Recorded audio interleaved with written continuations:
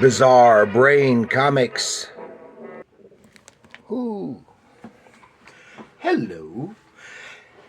Hello, my comic book friends, and welcome to Bizarre Brain Comics. I'm Gary, your host.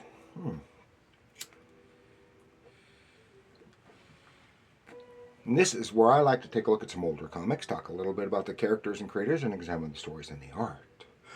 This time, I want to get away from the mainstream,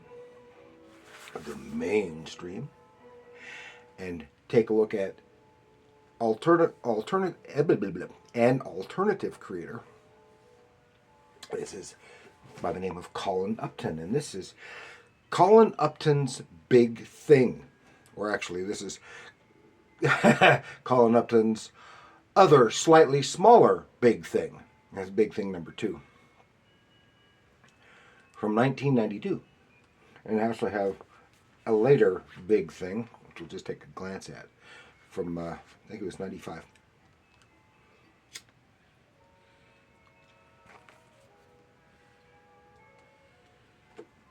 So those who may not be familiar with Colin Upton, he is a Canadian cartoonist born in 1960 from Winnipeg, but grew up in Vancouver, British Columbia. And many of his comics have been self-published, and he has worked profusely in mini comics. So these regular-sized comics are the rarity. But he is very profuse in mini comics. But he has had some work published by Fantagraphics and other alternative publishers. It's like these. And he is the co-host of the Ink Studs radio program on CITR FM at the University of British Columbia, if he's still doing that. Most of his comic stories are of an autobiographical nature, some depicting historical events and occasionally works of fiction, and some of those are a blend of all three.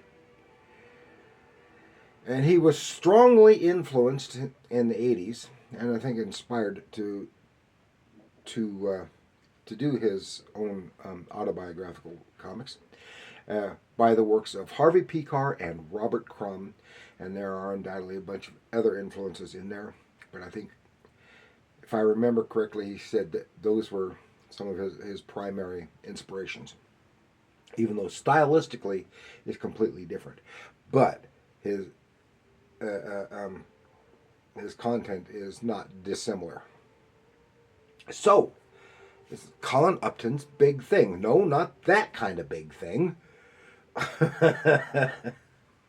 This kind of big thing. So let's go take a little look at Colin Upton's Big Thing. Okay, here we have Colin Upton's Big Thing number 2. Now, the reason it says slightly smaller, and I think one of the reasons why it was originally called Big Thing in the first place is because, as a counterpoint to all the mini comics that he produces, the first issue of Big Thing was magazine sized, when thereafter it was regular comic book sized. If I remember correctly, I haven't seen it. I think I've got all 4 of the original Big Thing issues, but I don't know where they are. They're out in the garage somewhere. And okay, this issue,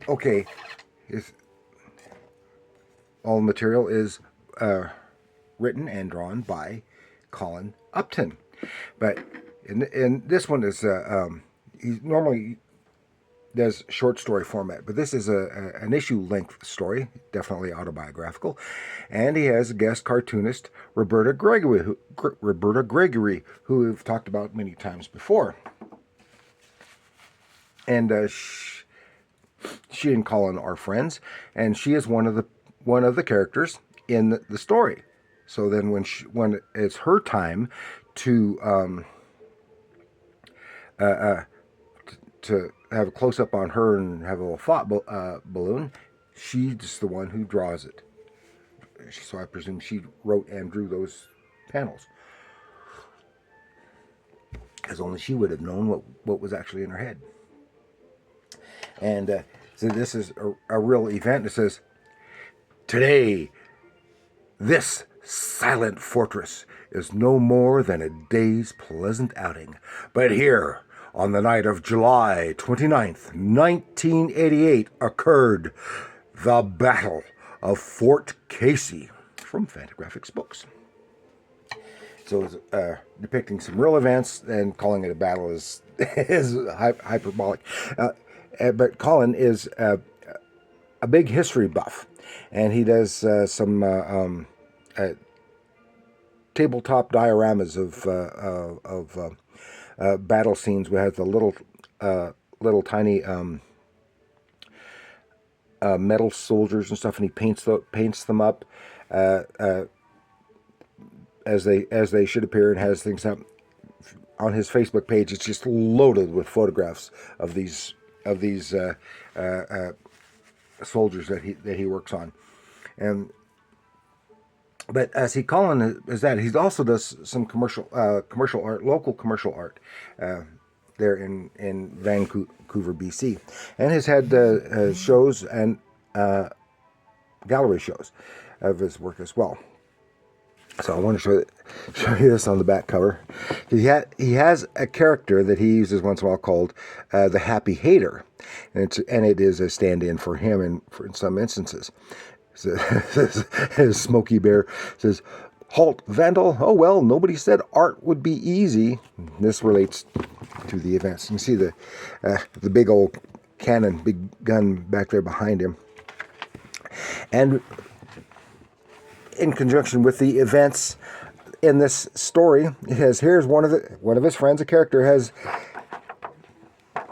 this coupon of sorts. It says, "Hi folks, please help me pay off my fine so I can return to the good old USA."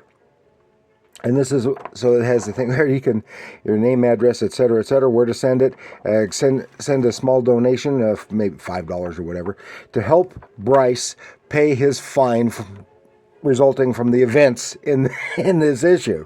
Okay, now one of his main, of course, he has letters. I love letters, and he, as I said, he does a lot of mini comics, and I haven't got or even seen any of his stuff in probably decades now. But I have and I plan on doing an episode just on his mini comics. I have a big bunch of mini comics that I got ordered from him about 30 years ago, and I'll take a look at those some other time.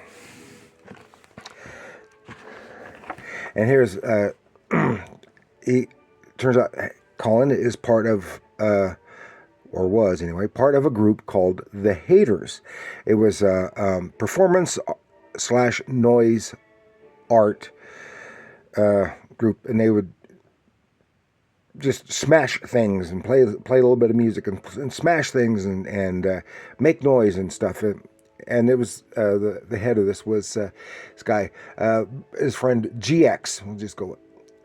Met him at art school, and now there he's got his shaved head, but his big old beard, eye patch, and he was the one behind all this. He helped he got Colin involved in a bunch of things in television, records, part in his radio stuff, performance art, and other things. And they're called the Haters. So they have a performance gig set up in Seattle, and Colin and a bunch of other guys are going down there going to Seattle, and he's meeting up with his friend Roberta Gregory at the Battle at Fort Casey. And here they're just talking, seeing if they're having any problems getting through the border. And so now, just so you know now, Colin has some emotional issues, and he has some extreme anger issues. I think he's got most of a handle on them by now, but even at this time, he had, from what I understand, had a pretty good handle on it for the most part. But his anger issues still bothered him. You see, he has a very cartoonish style, but it's illustrative, and maybe because he works primarily in in mini comics and used to a smaller canvas, he's got so many panels, and the panels are often smaller but filled with detail. And then here is our first Roberta Gregory panel when he called her to set things up. And it turns out, where Colin didn't know this, the whole thing is set up at, first of all, they're supposed to be at this location. They're doing some stuff, opening entertainment. Then they all go out. Now, Colin didn't know about this. Going out to Fort Casey, which is in part of a national park, I guess, or something like that. And he was kind of leery about that, but he did, and he and Roberta, and he talked Roberta into going with him too, and they go out there, and all the people, but it's closed, and they have to. Everyone's parked out at the gate, and they sneak past the ranger station. Carrying a bunch of stuff, because this is going to be part of their performance. And now Colin is also concerned because he's a big history buff and history preservation, and he has been here several times in his childhood on vacations with his family and stuff. And so he has a lot of photographs to draw from, and so you can bet that this is what Fort Casey actually looks like. And while people are setting up, he and Roberta are walking around, and he's talking about the stuff, telling her about some of the stuff here.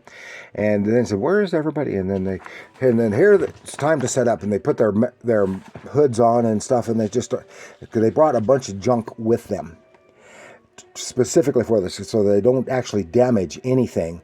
The worst they would be doing is littering, and they start smashing stuff up, being videotaped and stuff, and but then suddenly they're found out. They take off, and Colin says, "I know a way out, another way out," and he starts going. "Where's everybody going?" So he goes to follow them. Why is it?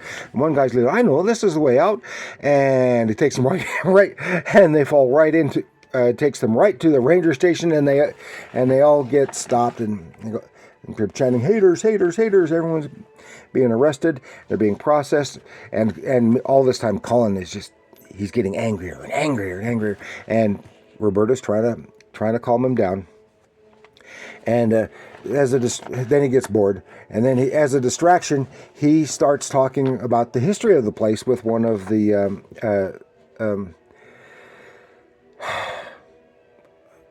rangers. Oh, couldn't think of the word. So everyone's being processed, and they're going to be said they can't really arrest anybody. So everyone will be released with a fine, and they just have to pay $100 fine. This one guy, he plays dumb. He was the one who got him to go over here in the first place, in that direction, and that really ticks Colin off about this guy and the fine. He says $100. I can't. Remember, this is 1988. Today, that would probably be $350, $400 fine, if not more. And Roberta says she'll pay his fine because he doesn't have the money for it, and so he'll have to pay her back later. And one of his friends, Bryce. Then they made up with. The guys who were organized the whole thing, they were waiting outside. They never got caught. Well, what the heck? And now Colin is so angry, and he just chews GX out so much. And but they go home, and then back, and his friend, one of his friends who was there, didn't have the money to pay the fine. And he's gone back to them. "No, I can't afford to pay that fine. I can never go back to the U.S." And so that's this guy. Says, "You want a choice? Nobody forced you to go." And then he's people telling him that he shouldn't have done this. And here's at the radio station. Now here, a good one panel here at the radio station. You can bet that is just what that control room at the radio station looks like. And that is really cool. GX got so much flack for this, he left town. And then over the time, Colin would just have fits of rage and smashing stuff, but eventually he got kind of got over it over time, and that's why. Then it shows a map of the location that he's got here and some of the photographs, and as far as afterward, and that explains why you have Bryce soliciting funds to pay his fine so he can come back to the U.S. and that is that one. Number two, this is from just a few years later, a one shot, a big thing one shot from Aeon Press, and he has just as I said, a lot of history stuff. Said Saint Antony of Padua, and a story about him, and it's but it's all kind of tongue in cheek, and that's the longer one. It's filled with humor, and then I guess it is a story about himself and his anger issues. He says, "I'm not angry anymore," and him reacting. This is kind of his therapy, in a way, getting his problems with his anger issues and other emotional issues out, and have one that I think is a quasi real story. And this isn't Colin. This is Chris, but Colin is actually a character in here. This is the guy who dresses and lives in it, just like him, dealing with some feminist issues and stuff. And then another story here is called Happy Shiny People, and this is just with Colin and a friend at a Starbucks, and they're just and his friend is just griping about everybody walking by, the posers, pretenders, the hippies, the fake punks, and the stuff. Now that part is probably real enough, but then get the scenes when he grabs the guy and slams him down on the table and says, let's just kill him, come on. He says, no, I can't kill him. I wouldn't get my pleasure from griping about him all the time, and that kind of stuff. And then another one just about his nightmares. And this one looks like it may have been done on scratchboard, or it was just done on regular board with a lot of black inks, and then painted with white paint. And I think that's more likely. However, see, the back cover is done the same way, and I think this one is scratchboard. I'm not positive on that, which is just a picture of Colin reading while he's riding on the bus. So that is what I've got this time to share with you about Colin Upton's Big Thing. And if you are a fan of alternative and small press comics, this is right up your alley. But if you're more of a mainstream fan, you probably won't like this. I have more eclectic tastes. I like the whole gamut of comic cards. So I do want to thank you for joining me. Please like, share, subscribe. Do leave your comments down below. Tell me what you think of Colin Upton's Big Thing and the events therein. And remember, comics are art.